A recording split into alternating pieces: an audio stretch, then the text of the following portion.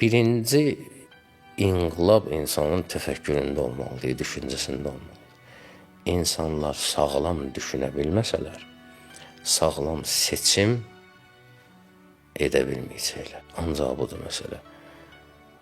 Düzgün, sağlam təfəkkür, düzgün düşüncə. O bayaq dedi ya, namaza başlayır məsəl üçün. Niyə başlayırsa, sən araşdır yenə ki, doğrudan da ruhun buna ehtiyacı var. Necə yeməkləri araşdırırsan, bunu xoşlamıram, bunu biraz qurut, bunu biraz qızar, bunu nə bilim, soğanlı elə, bunu soğanlı, nə bilim, biraz çox qurut. Bu cür nə, bu cür nə? Cismə o cür ki, qulluq eləyirsən, bir dənə bax da ruh nə istəyir? Dərk etməli səndən. Bunu düşünmə, o demək deyil, sən bunun üçün alim olmalısan. Yox, vallahi lazımdır.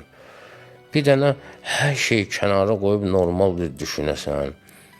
Normal düşünə bilən insanlarla ünsiyyətdə olasan. Bir analitik təfəkkürün olsun. Bunlar olsa, heç olmasa bir sağlam bir cəmiyyət, ideal bir cəmiyyət əmələ gələr. İdeal cəmiyyətə əmələ gələndən sonra Allah ona bərəkət verəcək.